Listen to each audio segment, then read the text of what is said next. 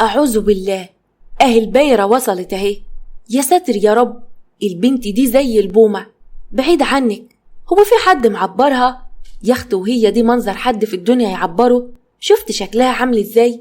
البنت دي وحشة قوي على رأيك يا اختي. وده مين اللي اتعمى وهيبصلها؟ كفاية بقى، أنا تعبت قوي وقرفت من كلام الناس اللي حواليا، اللي زي ضرب النار اللي مش بيخلص أبدا. هو أنا يعني عملت جريمة عشان لسه مش متجوزة لغاية دلوقتي؟ وفيها إيه يعني لما سني يكبر شوية؟ فين المشكلة؟ هي الناس دي مش هتبطل أبدا، ربنا ينتقم منهم بسببهم. أنا بقى عندي شك في نفسي إن أنا أوحش بنت في العالم كله.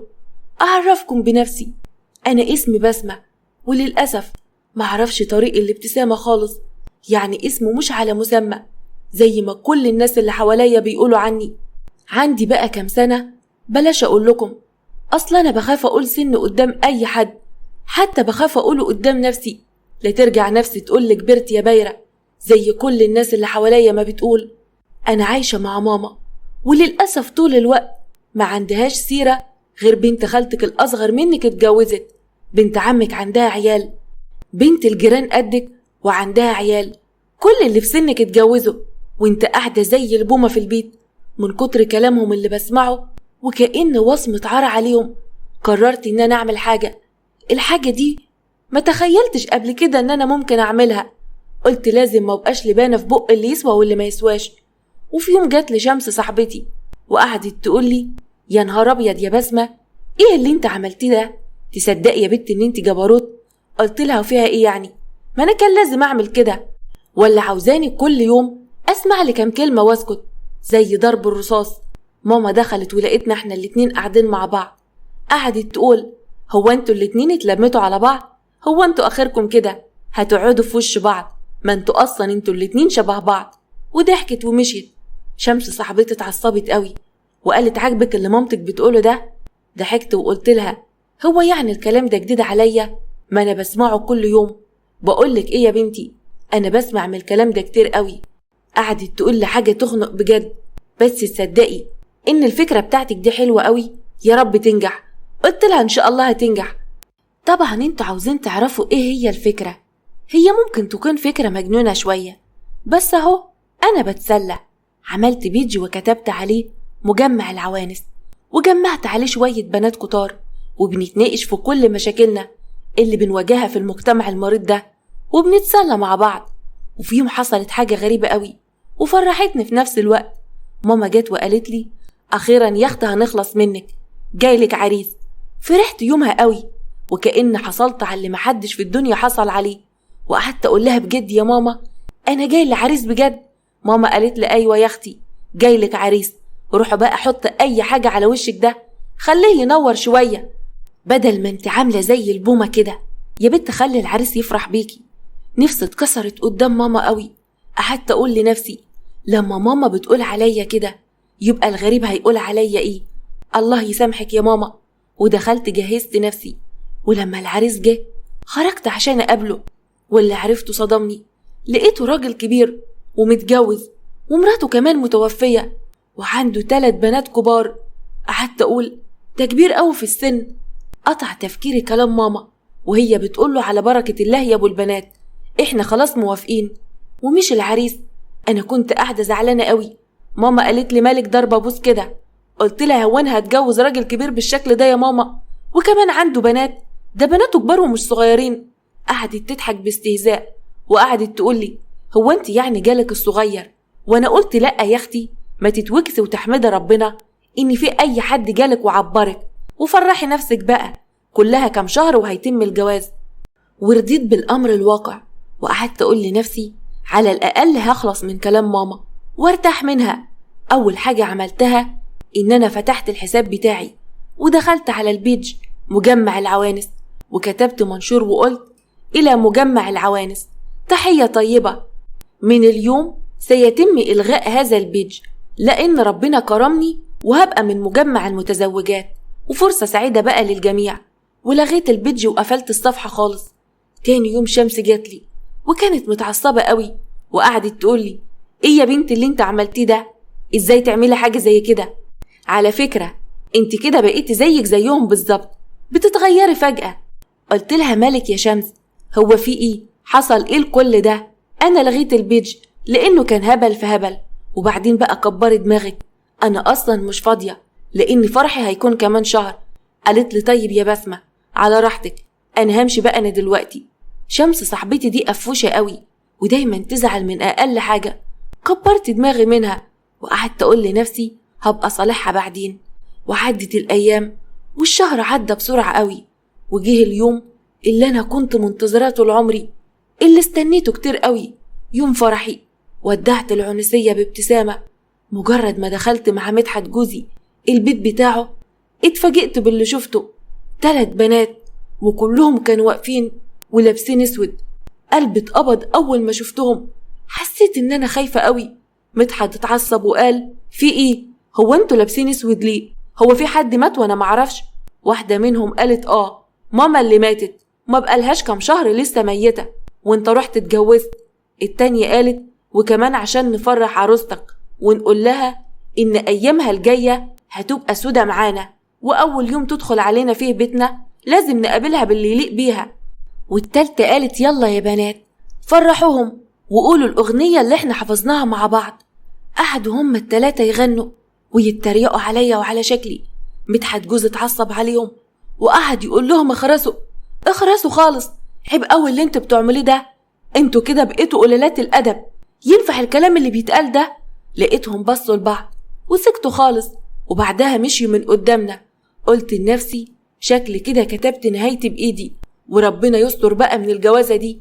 مدحت قعد يقول لي ما تزعليش منهم، دول بيهزروا معاكي، دول بنات لسه صغيرين ومش فاهمين حاجة، مع الوقت هيتعودوا عليكي. قلت له عادي، انا هعتبرهم زي بناتي.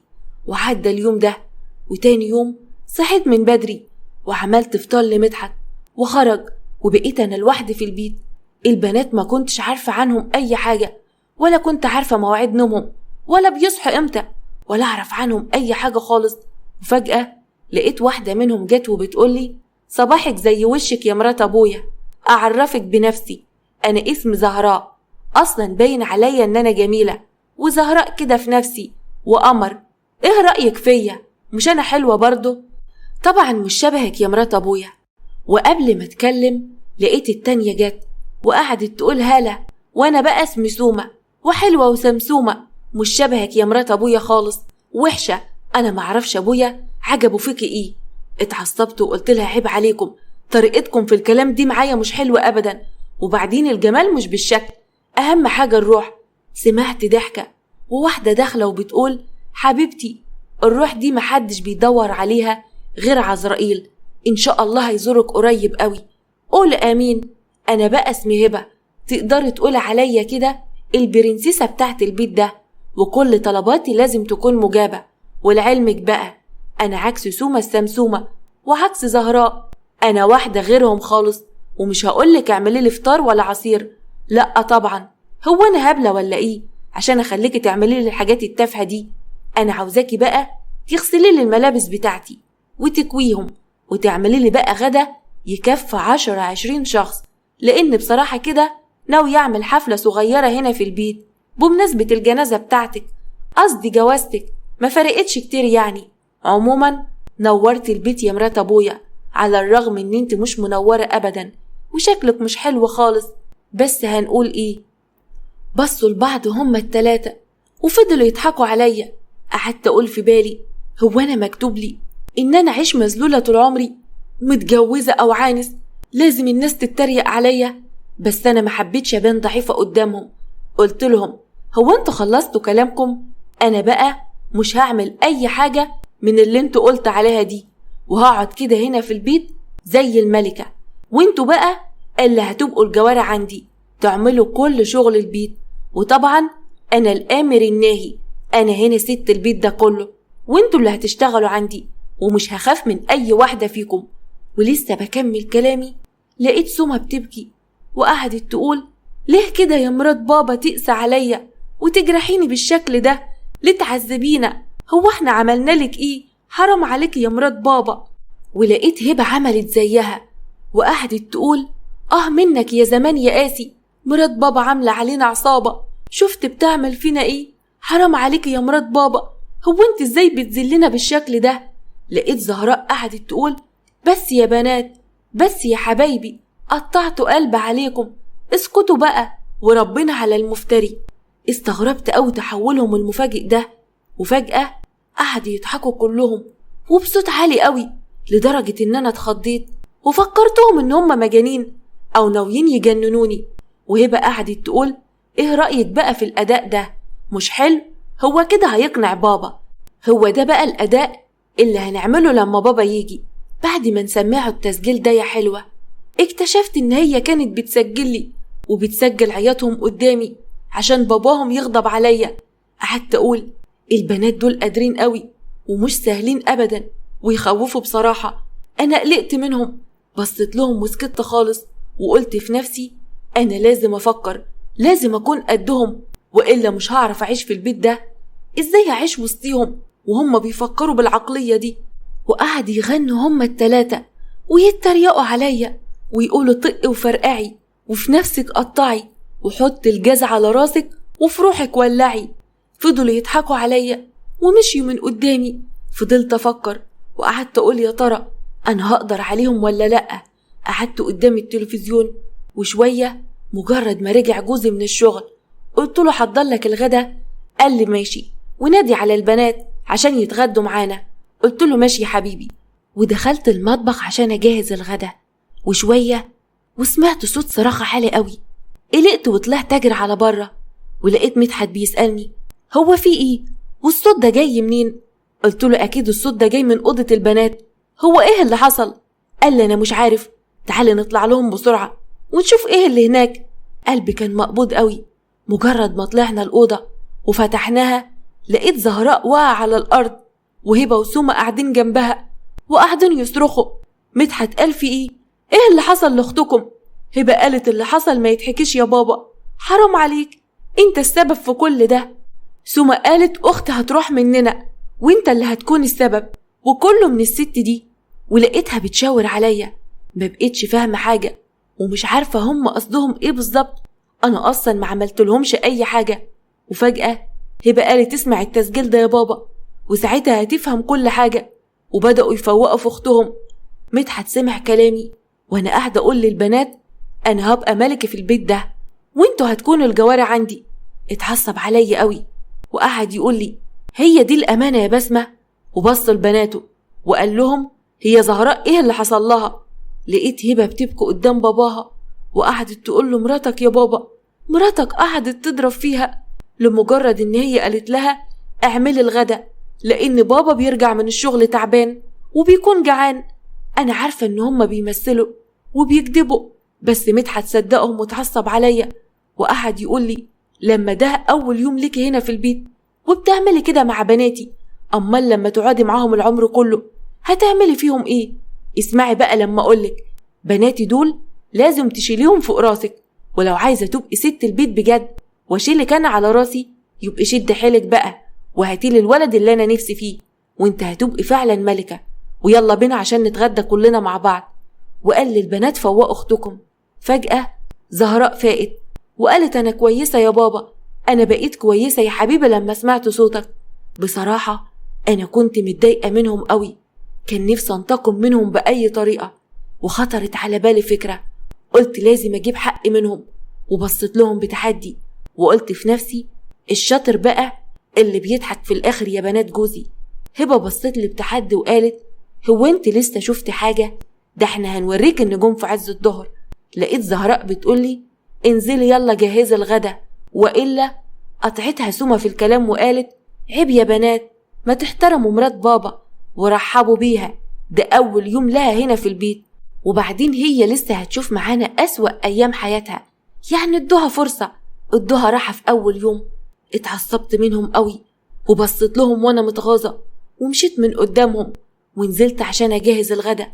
كلنا اتغدينا مع بعض ولقيت مدحت بيقول الاسبوع اللي جاي ده انا هسافر واحتمال اقعد شهر او اكتر في السفرية دي سفرية شغل مهمة قوي، انا عاوزك تخلي بالك من البنات يا بسمة وكأني موجود هنا في البيت. قلت له ماشي ان شاء الله. وقعدت اقول لنفسي انا كده بقى هعلمهم الأدب من أول وجديد. هبة قالت أنا خلصت أكل، هروح بقى أخد دش، عن إذنك يا بابا يا حبيبي. قلت لها ثواني يا حبيبتي، ده أنا اللي لازم أجهز لك الحمام بإيديا. استغربتني قوي وقعدت تقول لي معقولة عاوزة تجهزي لي الحمام؟ قلت لها طبعا يا حبيبة قلبي، أنا أصلا بعتبرك زي بنتي، أنت وإخواتك دول. مدحت جوزي ابتسم والبنات بصولي باستغراب، ورحت الحمام وشغلت المية السخنة، كانت مية مولعة نار، وسبتها وقلت خلاص كده أنا هجيب حقي منها وأعلمها الأدب وأعلمها إزاي تتعامل معايا باحترام. بس بعد كده بصراحة لما قعدت أفكر صعبت عليا، لما افتكرت إن هي ممكن تتحرق، ورجعت غيرت رأيي تاني وقلت يلا مش هعمل كده، وزبطت المية. وبعد كده خرجت. هبة دخلت الحمام وقعدت تقول لي بصراحة هي حركة حلوة منك إن انت تجهزي لي الحمام بنفسك، بس تعودي عليها بقى دايما يا مرات بابا، ماشي يا حبيبتي؟ قلت لها ماشي وسبتها ومشيت. أنا قلت في البداية لازم أعملهم كويس، إن نفع معاهم يبقى خير وبركة، لكن لو منفعش يبقى عليا وعلى أعدائي بقى. وعدى الأسبوع ومدحت جهز نفسه وسافر، وبقيت أنا والبنات التلاتة لوحدنا في البيت، ولقيتهم هما التلاتة جايين يقولولي إيه رأيك تبقي صاحبتنا وتبقى حلوة كده معانا؟ قلت في عقلي بالي أكيد المعاملة الحلوة دي وراها حاجة. قلت لهم ها عايزين إيه بقى؟ لقيت زهراء بتقولي هبة أختي قالتلك قبل كده إن إحنا عاوزين نعمل حفلة صغيرة هنا في البيت هنعزم فيها أصحابنا. قلت إيه؟ لقيت هبة بتقول قلت إيه يلا؟ بصيت لسومة وقلت وإنتي ليه بقى ما بتتكلميش؟ لقيتها قالت هتكلم أقول إيه يعني؟ قلت لها انت كنت سرحانة في إيه؟ مالك؟ حصل معاكي حاجة ولا إيه؟ اتعصبت مني وقعدت تقولي من غير سبب أنا سرحانة، انت مالك انت بقى؟ أسرح براحتي، هو حتى السرحان هتحاسبيني عليه؟ وبعدين في إيه يا بنات؟ هو انتوا هتاخدوا رأيها ولا إيه؟ البيت ده بيتنا وبعدين احنا حرين ونعمل اللي احنا عاوزينه. هبة قعدت تقول لها اهدي يا سومة، في إيه مالك يا بنت بجد؟ سومة قعدت تقول حتى انت يا هبة بتقلديها وبتسأليني؟ أنا مفيش فيا أي حاجة، أنا كويسة قوي، وعشان ترتاحوا أنا هروح أقعد في الحديقة برا. بصراحة أنا كنت مستغربة قوي، مالها سومة دي؟ باين عليها إن هي عندها مشكلة كبيرة. ولقيت إخواتها البنات مشي وراها. قلت في عقل بالي أنا هوافق إن هم يعملوا الحفلة، يمكن يحبوني. وقتها دخلت المطبخ وعملت عصير، قلت أخرج بقى أقعد معاهم وأشوف سومة مالها. ولما قربت ناحيتهم انصدمت من اللي سمعته. سومة قعدت تقول أيوة زي ما بقول لكم كده، أنا في الشهر التاني، انتوا متخيلين الكارثة اللي أنا فيها؟ بابا لو عرف هيحرمني من الميراث وممكن كمان يموتني. هبة قعدت تقول لها يا نهار أبيض، طيب إيه الحل دلوقتي؟ انتوا عارفين لو الحرباية مرات أبوكم ده عرفت ده هتبقى مصيبة كبيرة قوي ومش بعيد تفضحنا عند بابا. زهراء قعدت تقول بص يا بنات أنا عندي حل، الحل الوحيد للمشكلة دي هي الإجهاض. أنا أعرف واحدة شغالة عنده دكتورة لها في الحاجات دي. هبة قالت انت مجنونة ولا ايه يا بنتي؟ لا طبعا، هي ولا هتسقط ولا حاجة، وبعدين انتوا نسيتوا ان انا موجودة معاكم ولا ايه؟ انا بقى هجيب لها الواد اللي هي غلطت معاه ده تحت رجليها وهيعتذر منها كمان. سومة قعدت تقول لها تصدق انا نسيت ان انت حريفة في المواضيع دي، اوعى يا بنات حد يقع بلسانه قدام الحيزبونة بسمة دي. هبة قالت لها اكيد طبعا مش هنقول لها. كانت صدمة عمري لما سمعت الحوار اللي بينهم ده. قعدت اقول معقولة مخبيين حاجة كبيرة زي دي؟ هما مهما كان لسه بنات صغيرين قوي، دول لسه في سن المراهقة، لازم احتويهم، بس اكيد هما مش هيقولولي. طيب اعمل ايه بس يا ربي؟ دي مسؤولية كبيرة قوي. لقيت زهراء بتقولي هو انت واقفة هنا من امتى؟ قلت لها انا لسه جاية حالا وجايبه لكم معايا العصير، قلت اقعد معاكم شوية وافرحكم واقول لكم ان انا موافقة ان انتوا تعملوا الحفلة وهتكون بكرة ان شاء الله. هبة قالت ميرسي لك يا بيضة يا حلوة، ورجعت ضحكت وقالت ولا بلاش، احسن تقولي ده انا بتريق عليكي. اتعصبت وقلت لها بلاش تقولي الكلام ده يا هبة، انا مهما كان زي مامتك برضو. اتعصبت عليا وقالت مفيش حد في الدنيا كلها زي ماما، ماما الله يرحمها وماتت، اوعي تقولي الكلمة دي تاني مرة. وخلي العصير ليكي بقى، احنا مش عاوزين منك اي حاجة، يلا يا بنات. البنات دول حرفيا كانوا هيجننوني. أنا ما بقتش فاهمة شخصيتهم خالص، بس كان كل اللي شاغل بالي في الوقت ده هو موضوع سومة. كان لازم أتصرف وإلا البنت كده مستقبلها هيروح. قلت بقى أما أطلع أوضتي عشان أرتاح شوية بعد يوم طويل من التعب والإرهاق. ولسه هدخل أوضتي وقفت لما لقيت هبة نازلة، ولقيتها بتتسحب وخايفة إن أي حد يشوفها. قلت لازم أراقبها وأشوف البنت دي رايحة فين، أكيد هتعمل مصيبة. لقيتها نزلت الحديقة ولقيت واقف معاها شاب.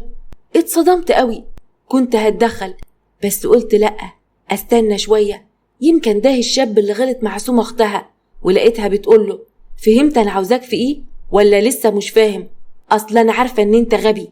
قال لها لأ طبعا أنا مش غبي ولا حاجة، أنا فاهم بس مدكن وعارف أنا هعمل إيه كويس قوي وهعمل كل اللي قلتلي عليه. هبة قالت له شاطر يا سيف، وبقى بلغ باقي الشلة سلامي. قال لها هو احنا مش هنشوفك قريب ولا ايه؟ قالت له اكيد هتشوفوني، وبالمناسبة صح بابا اتجوز وبكرة هنعمل حفلة كده صغيرة عشان اعرفكم على مرات بابا. قال لها حلوة ولا انت احلى منها؟ لقيت هبة ضحكت وقالت لا يا حبيبه مش حلوة خالص، امشي انت بقى دلوقتي، لا ممكن تيجي على غفلة وتشوفنا، يلا سلام. ولسه ياما هشوف منهم البنات دول. قعدت اقول البنات دول مش سهلين ابدا، يا ترى ايه حكايتك انت كمان يا هبة؟ ولقيت هبة بتقولي اعوذ بالله، هما دول بيطلعوا امتى؟ خضتيني.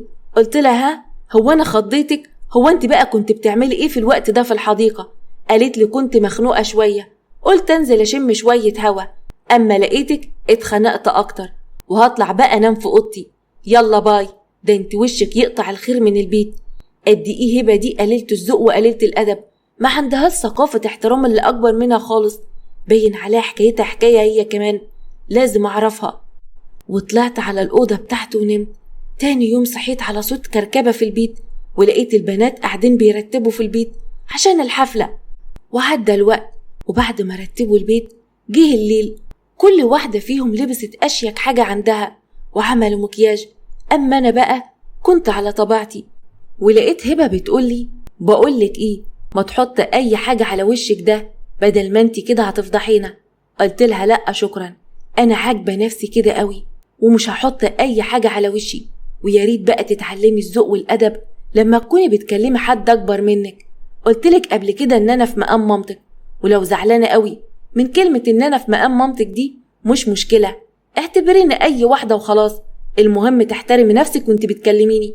قالت لي مش هحترمك وأنا حرة بقى يا ستي، تقدري تقولي عني كده إن أنا قليلة الذوق، أنا موافقة ومفيش عندي أي مشكلة. قلت لها النقاش معاكي بيقلل مني قوي، عن إذنك. ومشيت من قدامها وقعدت شوية ولقيت أصحابها جم وبدأوا يرقصوا ويغنوا مع بعض. وبعد كام ساعة حصلت حاجة غريبة قوي. يا ترى إيه اللي حصل؟ وبسمة استغربته قوي. ولسه ياما هتشوف من بنات جوزها دول. كل الأحداث والمواقف اللي هتحصل هتكون غريبة جدا، وهتكون أحداث غير متوقعة، وهنشوفها بكرة إن شاء الله في الجزء التاني من القصة. عشان كده بقول لكم يا ريت محدش يتأخر، لأن الجزء التاني الأحداث فيه ممتعة جدا. واشوفكم بكرة على خير يا أجمل متابعين، وما تنسوش تعملوا لايك للفيديو واشتراك في القناة.